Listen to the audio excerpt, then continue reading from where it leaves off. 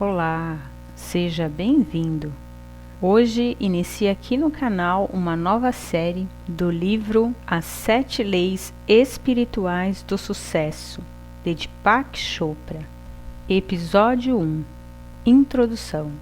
Embora este livro tenha como título As 7 Leis Espirituais do Sucesso, ele também poderia chamar-se As 7 Leis Espirituais da Vida, porque são estes os princípios seguidos pela natureza para criar tudo o que existe na Terra, tudo o que podemos ver, ouvir, cheirar, provar, tocar.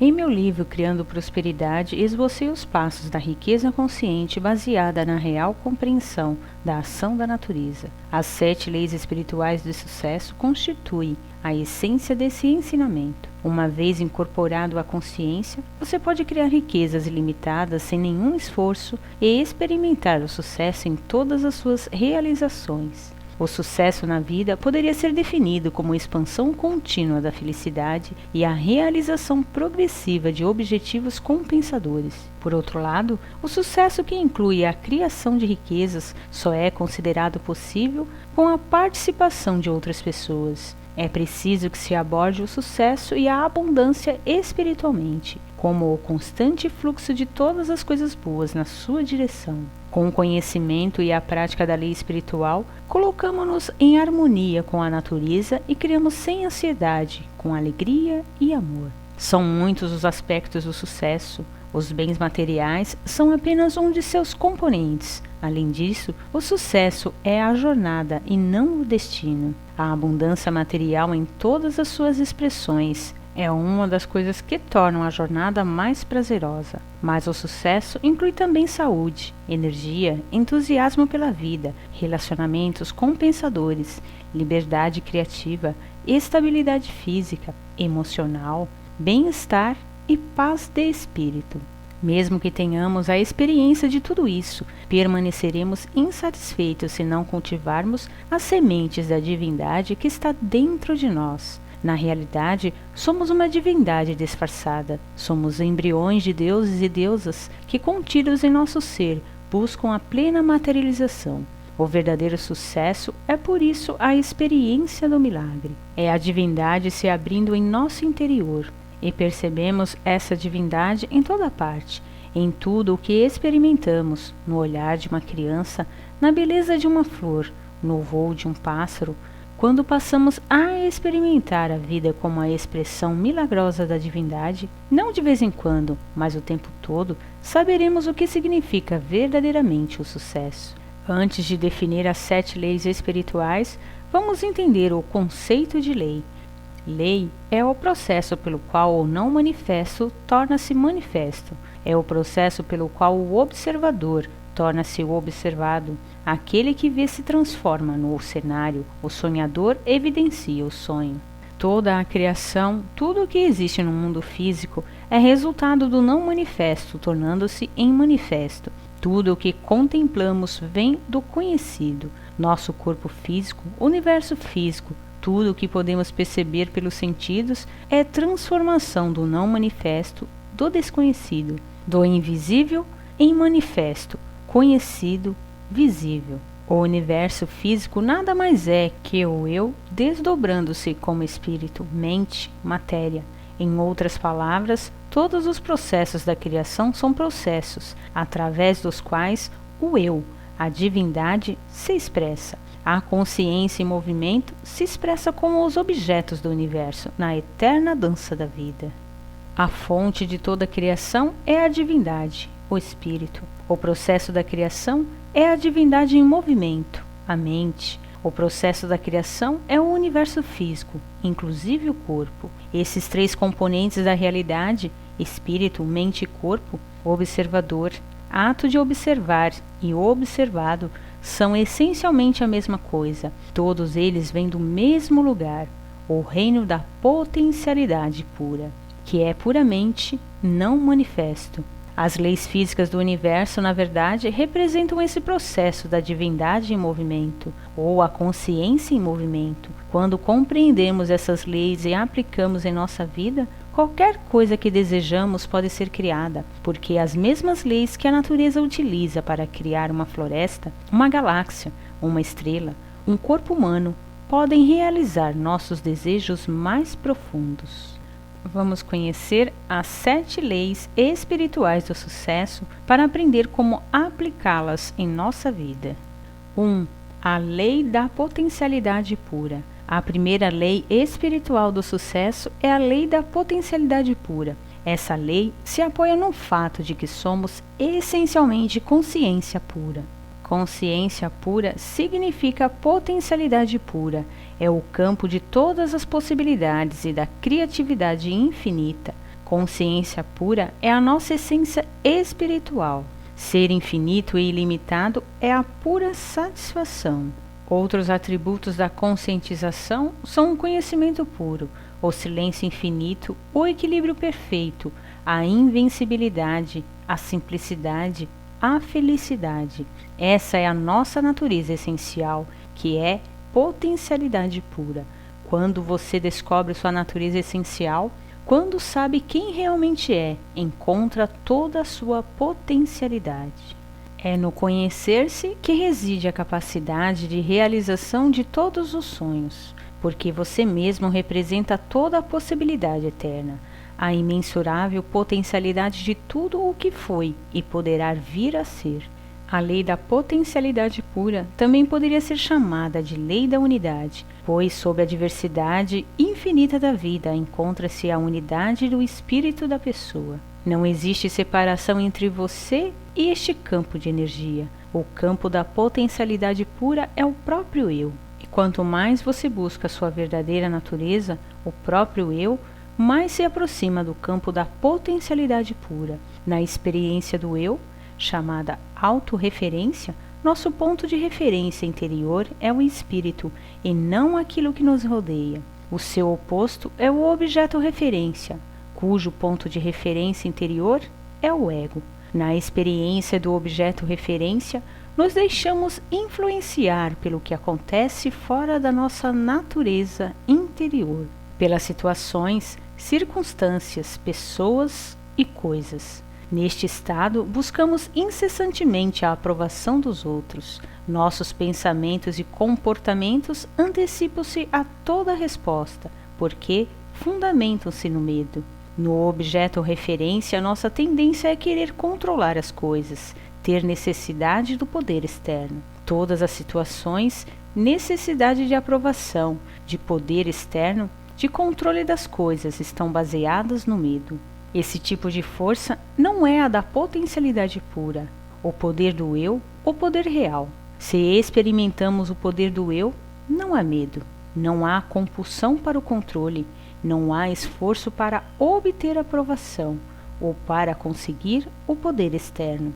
No estado do objeto referência, o ego está em primeiro lugar, mas ele não expressa o que você realmente é. O ego reflete apenas a sua autoimagem, a sua máscara social, o papel que você representa.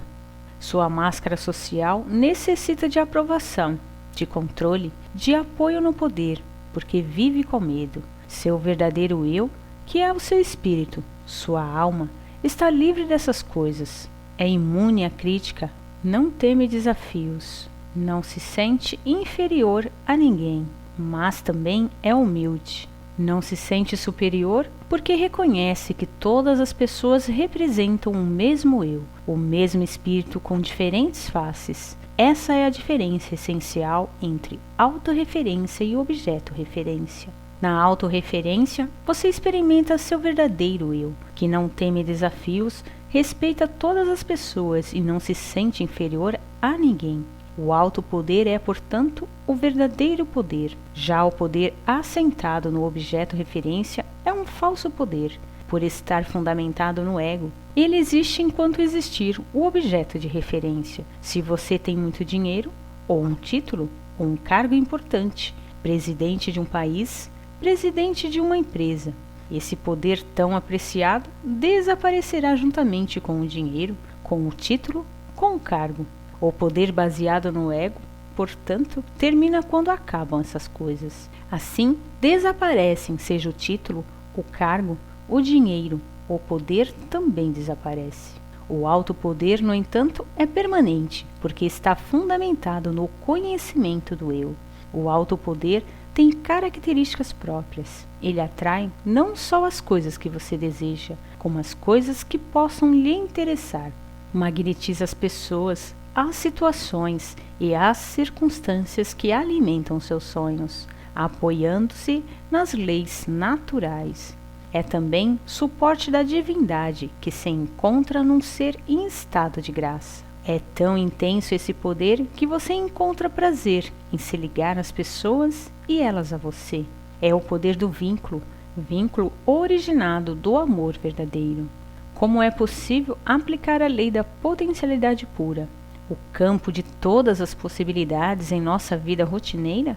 Se você deseja desfrutar os benefícios do campo da potencialidade pura, se quiser fazer pleno uso da criatividade que é inerente à consciência pura, precisará ter acesso a ela. Uma forma de conseguir isso é se entregar diariamente a momentos de silêncio, praticar a meditação, evitar julgamentos. Viver em contato com a natureza é outra maneira de ter acesso às qualidades inerentes a esse campo, à infinita criatividade, à liberdade, à felicidade. Praticar o silêncio significa assumir o compromisso de reservar uma certa quantidade de tempo para simplesmente ser. Experimentar o silêncio significa afastar-se periodicamente da atividade da fala. Significa também afastar-se periodicamente de atividades como assistir à televisão, ouvir um rádio e ler um livro. Se você não se entregar à experiência do silêncio, está provocando turbulência em seu diálogo interior. Sempre que possível, reserve tempo para experimentar o silêncio, ou assuma o compromisso de manter o silêncio durante um certo período diariamente. Poderia fazê-lo por 2 horas, por exemplo. Se isso lhe parecer muito, faça-o por 1 hora apenas, mas tente sempre aumentar este tempo, experimentar o silêncio por um tempo cada vez maior. Um dia inteiro, 2 dias, 1 semana. O que acontece quando você entra na experiência do silêncio?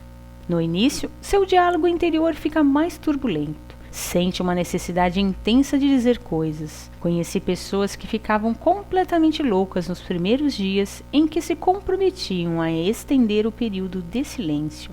Eram tomadas por uma sensação de urgência e ansiedade. Mas quando persistiam na experiência, seu diálogo interior começava a se aquietar. E o silêncio logo se tornava profundo. Isso acontece porque depois de um tempo a mente desiste.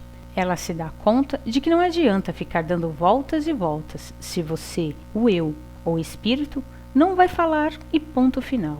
Então, quando o diálogo interior silencia, você começa a experimentar a quietude do campo da potencialidade pura.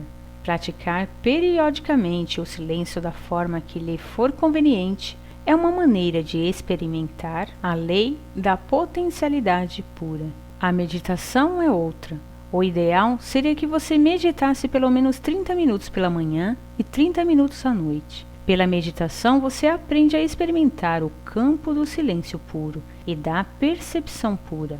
Nesse campo do silêncio puro está o campo da correlação infinita, o campo do infinito poder de organização, o supremo terreno da criação, onde todas as coisas estão inseparavelmente conectadas a tudo que existe. Na quinta lei espiritual, a lei da intenção e do desejo, você verá como é possível introduzir um leve impulso de intenção neste campo, para que seus desejos surjam espontaneamente. Mas antes, você precisa experimentar a quietude. A quietude é o primeiro requisito para que seus desejos se manifestem. Ela o transporta ao campo da potencialidade pura, com infinitas possibilidades de realização. Imagine-se atirando uma pedrinha no lago tranquilo e observando as ondas que se formam. Momentos depois, quando as ondas cessam, você atira outra pedra. É exatamente o que fazemos quando entramos no campo do silêncio puro e introduzimos uma intenção. No silêncio, a intenção mais remota espalha ondas sobre o leito da consciência universal, que interliga todas as coisas.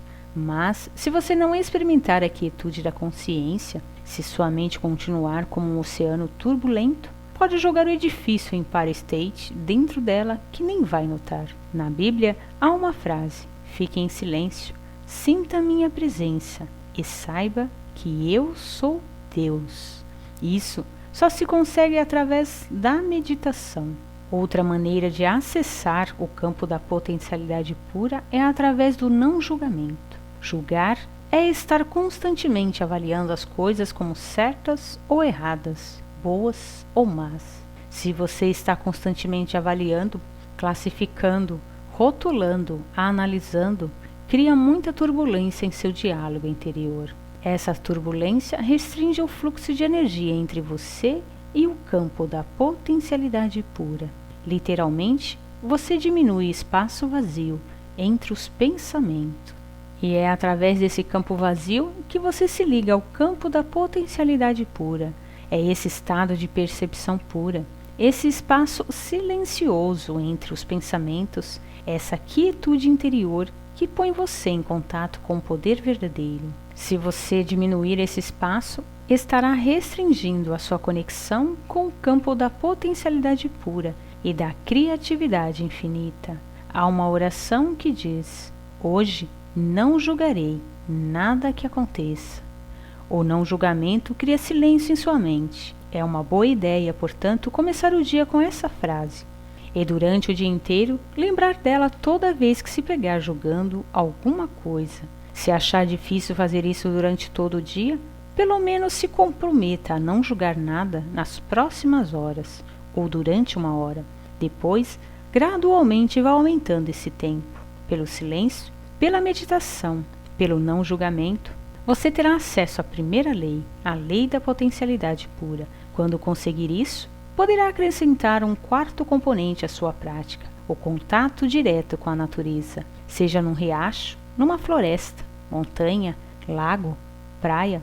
Essa comunhão com a natureza o levará à interação harmoniosa com todos os elementos das forças vitais e lhe dará a sensação de união com todas as coisas vivas. Ela permitirá também o acesso ao campo da potencialidade pura.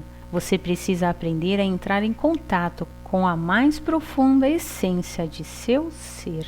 Ela está além do ego, é isenta de medo, livre, imune à crítica, não teme nenhum desafio, não é inferior nem superior a ninguém. É pura magia, mistério, encantamento. O acesso à sua verdadeira essência também lhe dará uma pista sobre os seus relacionamentos, pois todo relacionamento é um reflexo do relacionamento que você tem consigo mesmo.